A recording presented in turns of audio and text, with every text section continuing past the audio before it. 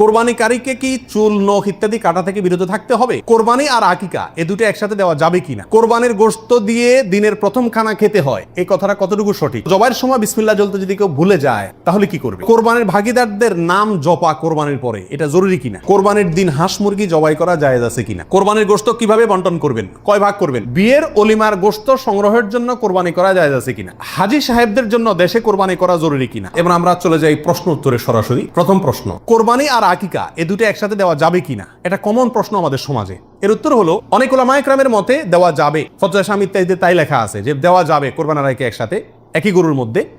আর অনেক উলামায়ে কেরামের মধ্যে দেওয়া যাবে না।